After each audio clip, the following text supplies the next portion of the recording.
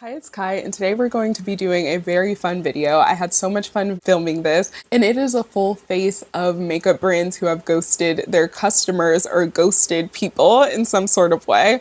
I just kind of had a really interesting idea. I talk a little bit more about what inspired this video in the video, but I just had this idea and thought about brands where it was just kind of like they disappeared out of nowhere. People were asking about them, maybe even going in their comments. I actually had a restaurant also do this, but we're focused on the beauty brands today. But I just thought it would be fun to visit some of the products in my collection where I just don't know where the brand went. They were all of the rage at one point or really popular, and then they just fell off the face of the earth. So if you're interested in either seeing how I achieved this look or just kind of talking and gossiping a little bit, because we get a little bit gabby and gossipy in this one, then just keep watching. We'll stop the chatter and get right into the other chatter. My cat was literally crying when I sat down over here and was like taking out the makeup for this video, and so I turned and told her, if you want to be in the video, you have to jump up here. And she jumped up on my desk. She's sitting right here, so you guys can't,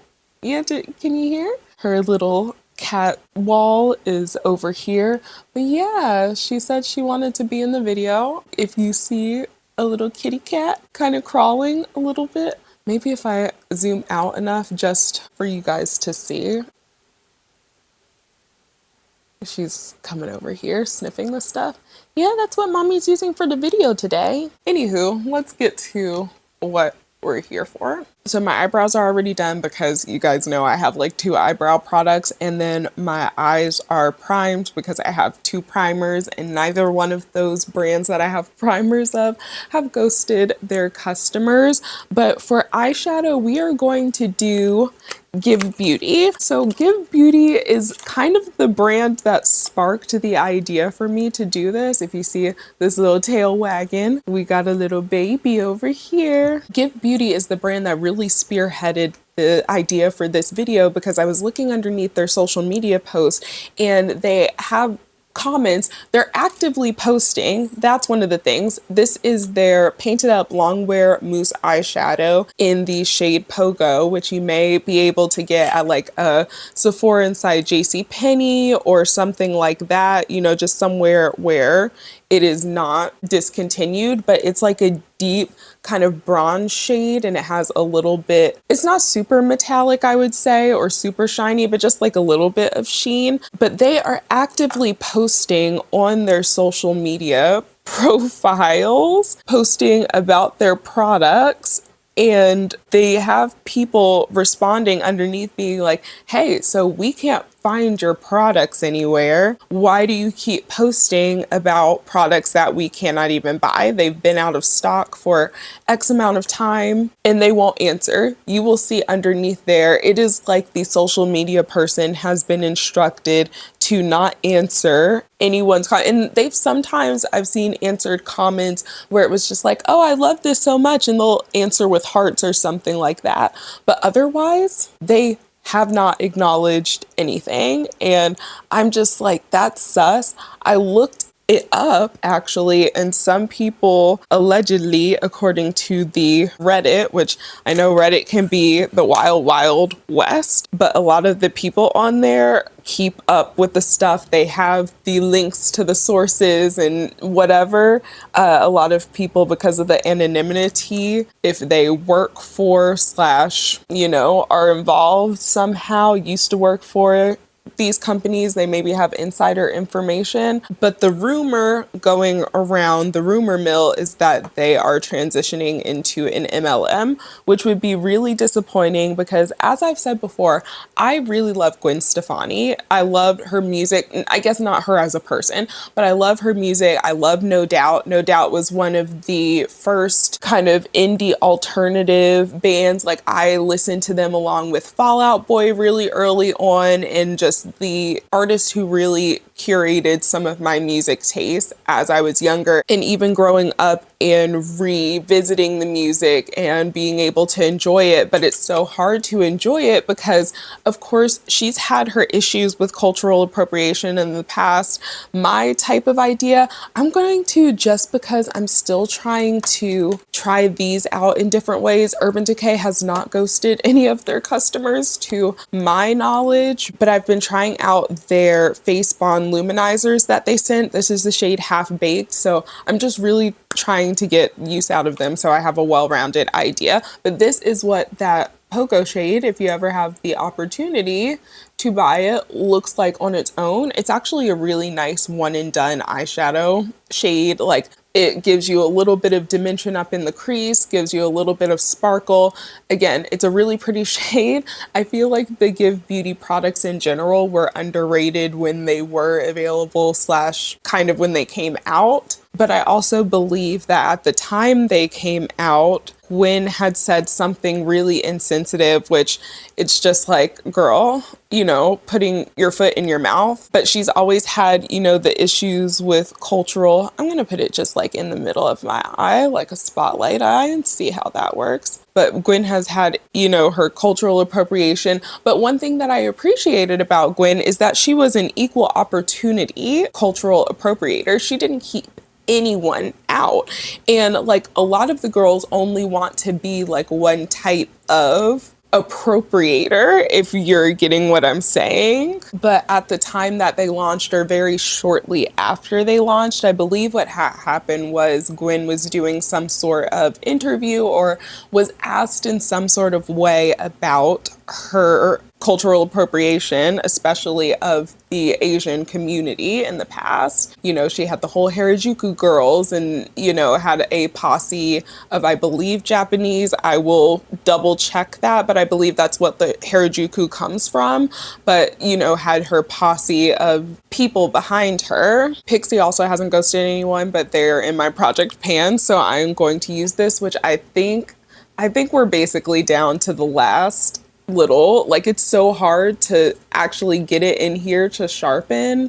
I can't really twist it because just this little bottom plastic piece twist, I have to like grab a, you know, rag or something to be able to grip it. But I think this just fucked up. I don't like this e.l.f. sharpener. This e.l.f. sharpener, do not buy. I want to get a new sharpener because this little plastic piece on the top always slides off way too easily. Let me go empty this and maybe bandage my finger.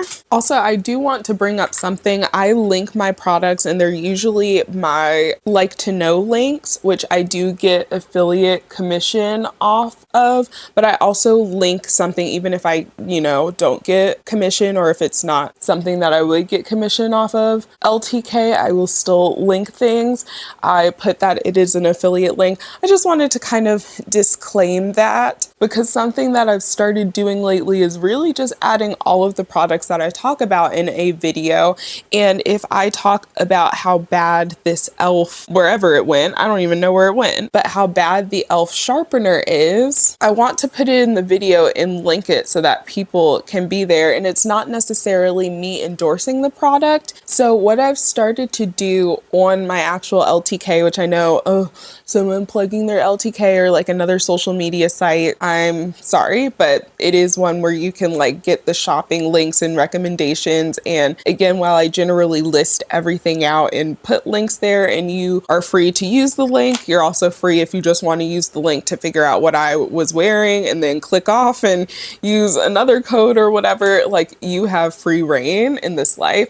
I do personally think people who are vehemently against commission links are a little bit like, why does your favorite influencer making money off of the recommendation to you hurt you? And I know that part of it is there are a lot of dishonest creators. I get that. There are people who will shill something for whatever. But if it's a creator who you see has used that product over and over or talked about it a lot or whatever, even if they don't like the product, you might based off of their description of the product. So if they guide you to that product, I don't, and again, maybe it's just me, but like I actively seek out when I want a certain fragrance, for instance, I go to my fragrance friends and I go on their pages, see if they have a commission link. I can't find one.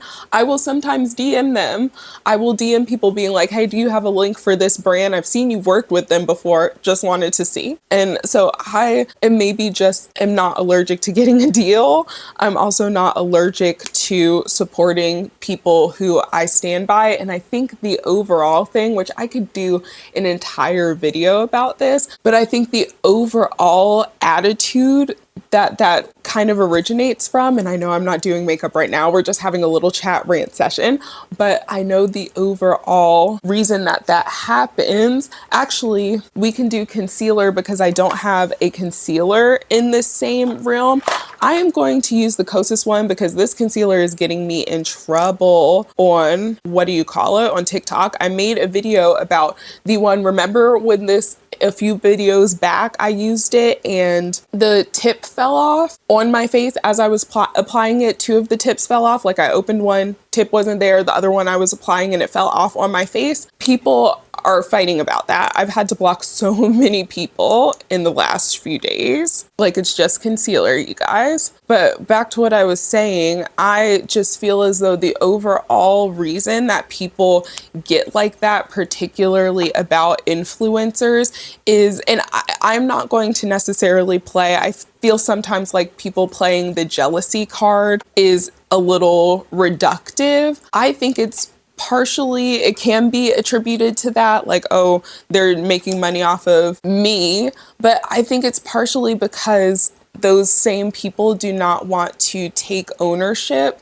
of their own buying habits, of the fact that they follow creators who lie to them, and instead of finding creators who don't lie to them and who don't just hype up every single product, they overconsume, they buy all of these things because a creator recommends it, and it almost gives them an out when that product doesn't work for them. To set, I'm going to use the Glossier, but we'll come back to it because I was on other tangents. This is the shade G4, and I actually really like this powder. I prefer it with a brush though because of the little mesh part. But like I was saying, I feel like it kind of gives people an out to say, instead of them taking accountability for their purchasing decisions, they're just like, oh, all of these creators hype this product up and it made me want to try it out. And so I tried it out and it wasn't for me. And it's just like, you don't have to buy every launch. You don't have to buy everything that a creator recommends.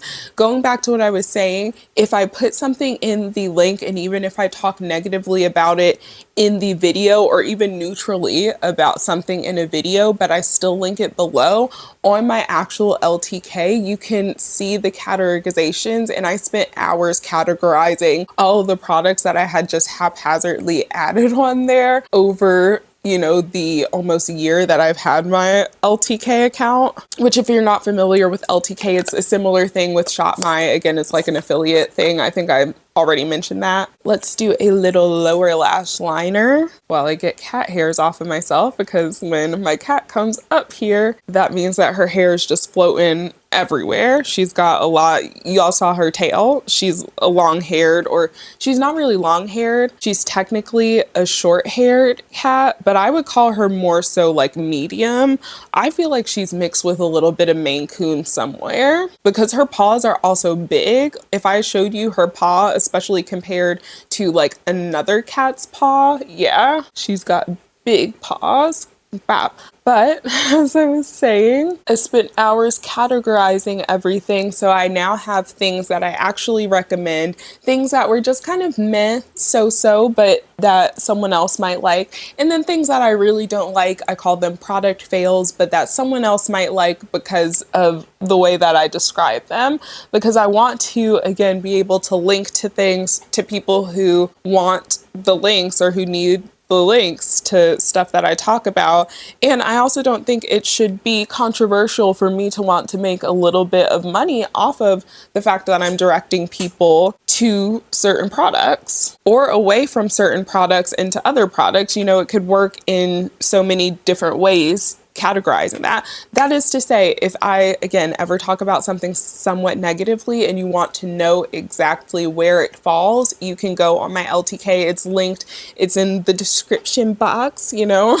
I feel like such an influencer doing this in particular, but it's in the description box along with all of my other links. And again, you can see all of the product categorizations and whether I think it's something that is a favorite, a meh product, or a fail for me. I'm also always just down to answer a question. If you ask me like, hey, you said you disliked this and you linked it, like, I'm not going to take offense to that. I only take offense when people ask in like very accusatory, like you must be lying type of tones. I feel as though, you know, we don't need to do that. Anyway, the next brand is somewhat like Gxve Beauty, but also a little bit different. It is a brand they haven't really been posting since, but they just kind of were gone without a trace. And it's almost as if as fast as they came on the scene, they left, because I just went into a Target one day and saw a display for Undone Beauty. This is their Unfoundation Glow Tint. And I saw their display of products. They had like blushes and creams and like all of that different thing. I picked this up in particular. This is the shade Toasted Almond Medium Dark, which of course, compared to my skin tone, we can tell it's a little bit light. And at one point, I believe this was the deepest shade that they had, or the next deepest shade was just like, you know, way too deep. They didn't really have a lot of intermediate tones. So I'm going to use this today, but I'm probably going to have to mix it with a little bit of the e.l.f. Halo Glow as well. But I saw them one day, picked it up, and then they were expanded into even more Targets. And then I even saw them at Ulta on Ulta.com and stuff. And then all of a sudden, around 2023, I think it was, they stopped posting on their social media profiles. I saw their displays go out. I saw, you know, their Ulta page go down and all of that. And they had people in their comments just kind of being like, hey, are you guys still operational? What's going on? So I do feel as though they have, I might need a little bit more than that. This is a very liquidy consistency. Like it, if you see it kind of running down my palette, it's liquidy, and it also isn't like the most pigmented thing. I would say that it's definitely a tint. It's on the more tint side of things. And this one has a really nice glow to it. Maybe a little bit glowier than what I would go to now, but at the time I was into really glowy looks, or more into glowiness. But people were just asking on their social media like, hey, where are you? You know, we just haven't seen your products. You're not in Ulta. You're not answering DMs and stuff like that. And there was just never any formal announcement. And that's the thing with a lot of brands. I feel like there's so many brands that instead of just being upfront and honest and saying, hey, we're restructuring, or things are looking a little bit murky, they just don't say anything at all. So there's never been any formal announcement of Undone Beauty dissolving. I'll have to see if their website is still operational, because there have been times where I've gone to look for a website of a brand and like it's not operational anymore, but they just kind of went missing. And if I'm being completely honest, I'm going to say that their lack of diversity, and I can't say that it's like necessarily a lack of diversity as far as the campaigns and stuff like that. Like, they were working with various creators. They even worked with me. I have some of, you know, their test tube products. So at one point they were working to expand, and then they had some other shades that were too deep for me that I gave to my older sister. But that's the issue. Like, if you guys have been on my other profiles, you've seen her before, but she is a significantly, I would say, deeper complexion compared to me, especially with my winter paleness going on. So it's very much so they didn't have a lot in between. Like, even these were technically new shades they were launching. This is the Toasted Almond shade. So honestly, these just look maybe a little bit more yellow toned maybe, especially this one over here. And then these almost look identical and they're supposed to be two different shades.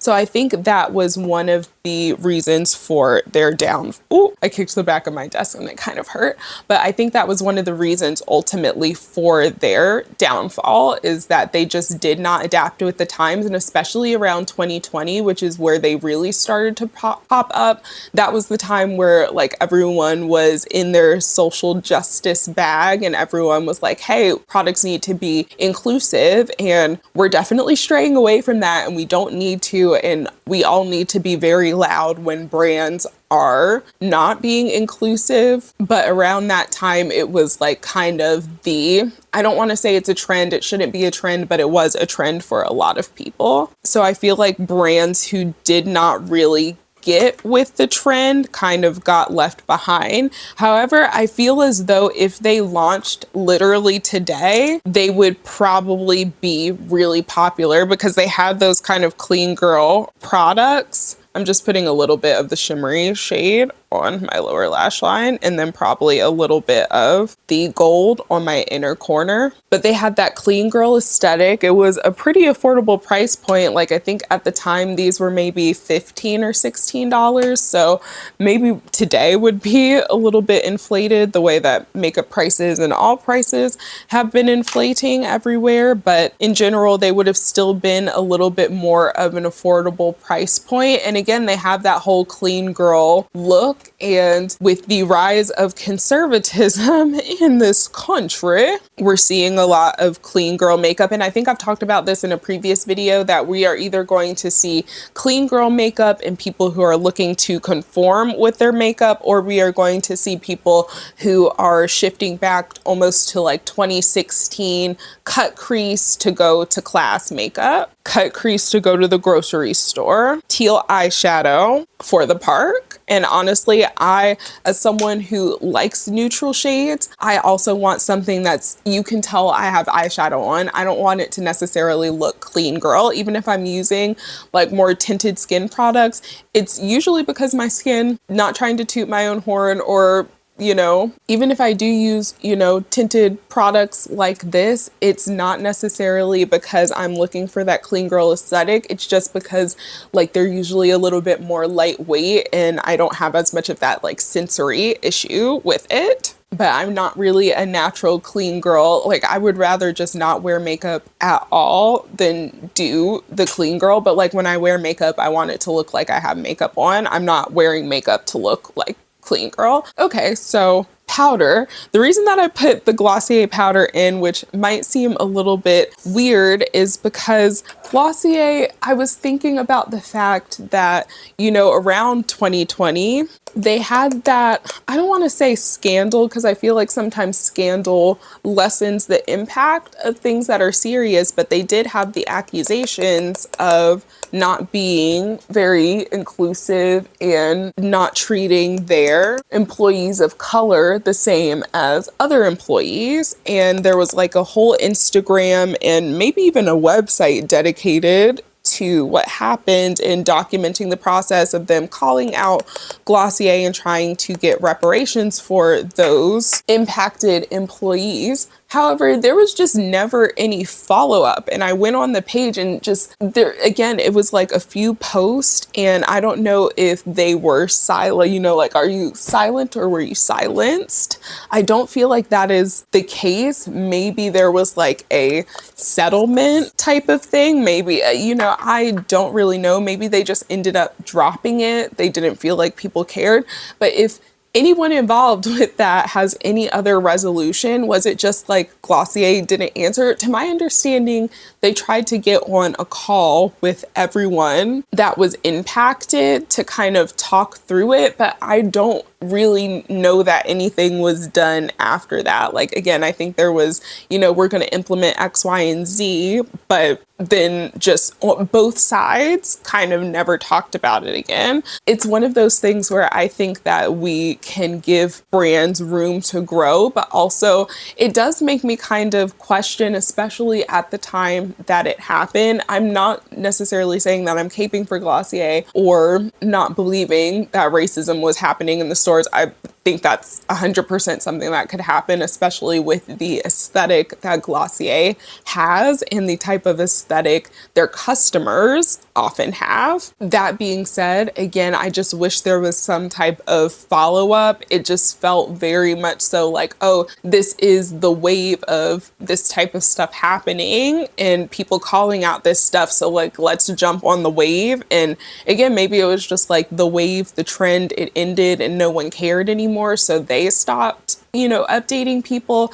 But I have seen people again on the comments from the last time that I checked them and remembered people saying, and I believe it was out of the gloss because it was a play on into the gloss. But I believe people in the comments were asking, was there any follow-up? Like what happened with this? And just no one answered. So again, if you were involved or if you've heard any other thing about that, I would love to know, not just for like a nosy reason, but I really do like Glossier's products. And I want to make sure that I am like, again, I feel like brands can grow and change and rethink or reflect on their missteps and do better, but it's like, are they actually doing it? It seems like they are because the products themselves that they're coming out with are more inclusive. They had the foundation launch that had a whole bunch of different shades, but it's just kind of like, you know, what exactly happened?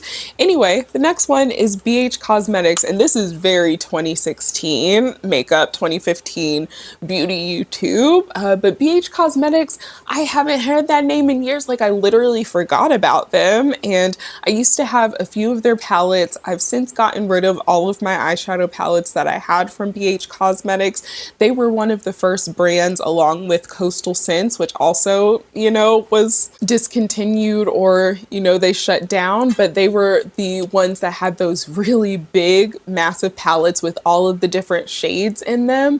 And they eventually expanded, you know, into other products as different trends came along. And in 2015, 2016, the contouring palettes, contouring in general, sculpting the face, that became like the big thing. So I remember getting this palette because I was like, I need to have a contour palette, but I can't purchase or I can't afford the ABH one. Where's my bronzer brush? As you can see, I got a lot of use out of like these three shades. I think I'm going to start with this one because it's a little bit more neutral, maybe slightly warm toned, but I feel like these two are like really warm toned. This one's obviously too light and this one is a little bit cooler than what I would like. That's actually really pigmented. I haven't used this in such a long time. I love doing videos like this though, because it always gets me in my collection. It makes me, you know, re-look at things and be able to share them with you guys. BH Cosmetics was one of those brands that was a affordable that girl brand. It was for the people who really wanted to get good at makeup, the ones who were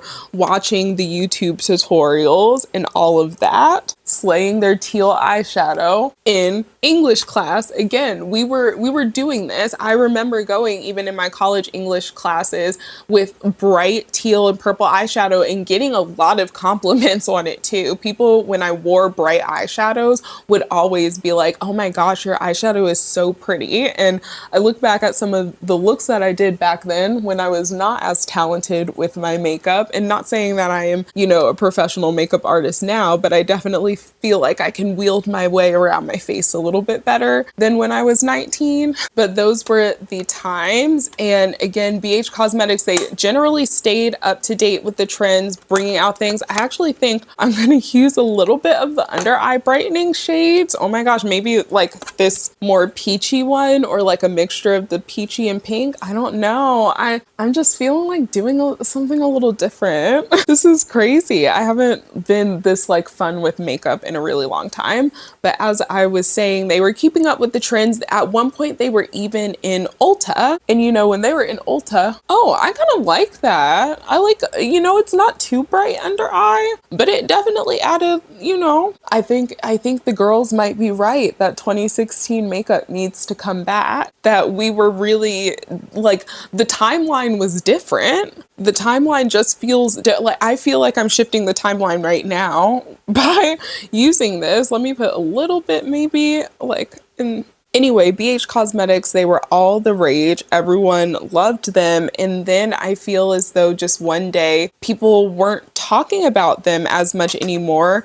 They then were like pulled out of Ulta's. And I, again, maybe have to look at the website, but I feel like they shut down at some point. So it was, again, another big loss to the beauty community. Coastal Scents was another one that also shut down, but they shut down, I feel like, a little bit before BH Cosmetics because they really were trying to keep along with that like big pan palette trend, and people were not getting those palettes with all of the shades anymore. They were more so getting more curated palettes around a certain color scheme. I also think just in general, as makeup evolved more, some brands got deemed as like beginner brands. Like you're going to get this when you first start with makeup, but like once you're better, you're going to move on to other products or other things are, you know, more advanced, stuff like that. BH Cosmetics, if they're not around anymore, RIP. I want everyone to know that they are still existent. I kind of do wish I still had the blush palette, but I know it's something that I don't necessarily need. And the reason I sold it is because I didn't need it anymore and just didn't use it. And the colors in there were not necessarily, like 99% of the colors were not flattering for my skin tone. They were a little bit too light, but there was this really nice red shade and a really nice fuchsia-y type of purple. I have other things in my collection that, you know, fill that hole, but those were good blushes. I loved them. And again, I wore the hell out of them when I had them. Blush, this one I felt like is a little bit of a niche-ish one. I feel as though if you were there, you were there, and if you weren't, you weren't, but they really came and went very quickly. This is Rose Ink. This is their lip and cheek color in the shade Azalea. And when they first came out, it was Rosie Huntington Whittington, whatever her name is. I'm sorry, Rosie, whatever. I will put it somewhere up in the screen, but it was her brand, and she came out with these convertible colors, you know, lip and cheek type of products. And the cool thing about them was that you could pop them out. So if you have a little pin or something, you just push the pan out and you could get replacements. And it was really one of the first brands at Sephora that we saw, especially, you know, coming out of the gate, having a reusable type of concept, and I was really attracted to that. I was attracted to the fact that if I ever do finish this blush, I can repurchase it, but I can also purchase the individual pans and just pop it in and out of this compact if I wanted to travel with one. Thankfully, I only have the one and don't have a whole bunch of these, but I think they kind of went downhill because they launched around the time of the COVID pandemic starting. And Rosie Whittington Huntley, whatever, made an anti-vax Instagram story, and people were just like, oh no, baby. Oh no, not in the times that we're in. We're literally in lockdown. And I know now, if only we had a crystal ball to see that a lot of people would end up aligning more with that. So much so, I'm just putting a little bit of like peach on my upper lip. I feel like it's a little bit orange, so just a little bit of this peach shade here. Yeah, I feel like that helps a little bit. But at least at the beginning of the pandemic, people, when someone said something that was anti-vax or, you know, Vanessa Hudgens, people are gonna die anyway, though they were technically really right, and you know, we're just ahead. They had the crystal ball that we didn't. People were not very happy, especially the people, like the demographic of people who would have liked something like this. So they just, again, kind of faded into obscurity, didn't really hear anything about them anymore. They just were kind of gone. I assume that a lot of people were like me and they just didn't really purchase anything else. And honestly, the line itself was not very, you know, exciting. They had cool products, you know, capitalizing on the refillable type of idea. But if anything, I think this was really the only product, their blushes was the only product that ever had a standout following or people clamoring for it. And once people were not really drawn to the brand anymore, like the aesthetic of the brand just kind of is that same beige clean girl aesthetic as a lot of other brands. So it is a really pretty shade, has a little bit of dewiness to it. It's like a nice pink, definitely gives me that girly type of flush. Really pretty, nice formula. Again, I would have definitely purchased a lot of the colors that they had, any of the colors that would have worked for me if they hadn't have had that happen. For highlight, I have the Morphe Babe in Paradise, and this is discontinued. It was the Bretman Rock collab, and yes, I was that person who had the Morphe and Bretman, got the brush with it and everything. I really liked Bretman back in the day. Again, 2016 beauty guru vibes right here. I think I'm gonna use either Get Laid or Vacation. I'm kind of feeling Vacation just for the name, honestly. But the reason that I put Morphe on here is really interesting because they have recently proven to be that person that ghosts you and then comes back like a brand new person, and everyone's just kind of like, wait, no, we need to address what happened before. Like, we can't just move on from that, because the last thing that I heard from Morphe was that they were shutting down all of their stores, and they had basically shut down their stores without giving their, or, you know, plan to shut down their stores and didn't really give their employees much notice that that was happening. Again, 2016 with how I just did the slightest little tap, and you have basically enough for the entire cheek, if not the entire face. But last I had heard was that they were, you know, going, I don't know if it's necessarily bankrupt, allegedly, but that they were closing all the stores. They had people, influencers said they hadn't gotten paid, employees, like it was just a mess. And then recently they launched, I think, new blushes that look very similar to the Patrick Star one size blushes with the 3 pan palettes. And everyone was like, okay, not only are you coming out with like an exact dupe, I'm gonna use my Freck for my faux freckles today, which is still operational. They're still good, haven't ghosted anyone to my knowledge, even if the Freck is currently, or the bigger one is out of stock on Sephora. Very unfortunate with the Sephora sale coming up, because this would have been a good time, even though I wasn't planning on restocking it, because I have some other products that I need to finish in addition to finishing this one up. But the Sephora sale is always a good time to restock on my Freck. I don't remember exactly what I was saying, but it kind of icked me out that Morphe came back not only with a dupe, which I know dupes, it's a very touchy subject. I don't think dupes are necessarily inherently bad. Are they kind of ripping off someone's idea or their work? Yes, 100%. But there are certain occasions where, I mean, as bad as it is, I know that we don't necessarily want to set that precedent, but there are occasionally times where I'm okay with certain brands being ripped off of. Like, if they are definitely ripping off their customers with how they are pricing things, especially if there's not like a luxury or boutique or, you know, that type of appeal. Of course, any business can charge whatever, but I think that it's also kind of in the name of the free market economy that if people can find it cheaper, find a similar vibe cheaper, then, you know, you've got to innovate, make your product cheaper, figure out a way to make your product better and less expensive, or just target a certain demographic. Don't try to target everyone. And a lot of the luxury brands are going from only targeting, you know, luxury customers to trying to target a little bit of everyone. And so, of course, when people get a taste of the luxury life, but they don't necessarily have the budget to sustain it, people are going to go towards options like dupes. And again, I'm not necessarily saying that it is a complete, they should just be allowed to do whatever and copy whatever, but I also am just like, in the current space that we're in, can't necessarily blame people. However, I'm just a little curious as to whether the people from before have gotten paid. And in general, I don't really go toward Morphe anymore. Like, I have the Jaclyn Hill, not even just the Jaclyn Hill Morphe palettes, babe, but like the original one before they had to have the reformulation and the scandal. Like this, yeah. And I know that Jaclyn Hill, again, another controversial character, these shades are so pretty. I might need to dig in this.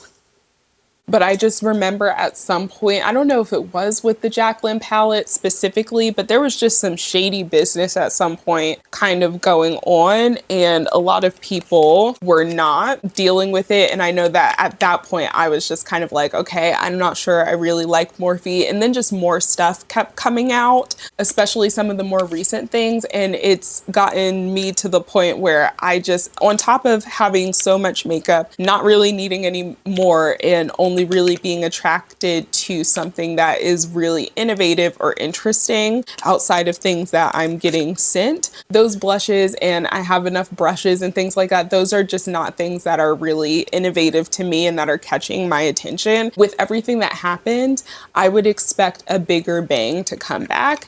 Anyway, we're gonna revert back to Give Beauty because I didn't realize I had their Can't Stop Staring, Lengthening, and Lifting Mascara. And this is one of the products in their comments that they never answer. I've seen people, ooh, it kind of looks, am I ovulating, or does this look a little, oh my gosh, do I need to do beauty YouTuber hand to get it to focus? Y'all can see the shape good enough from there. Anyway, this is one of the products that people in their comments that they don't answer have raved about and are just like, oh my gosh, I love the mascara, please bring it back. And I did not realize that I had it sitting in my bin of new makeup, PR makeup, things I just haven't tried yet. I have a lot of products that I just keep in there because I have other things in my project pan or other things open that I'm trying out. I have a whole bunch of the Give Beauty eyeliners for that same reason.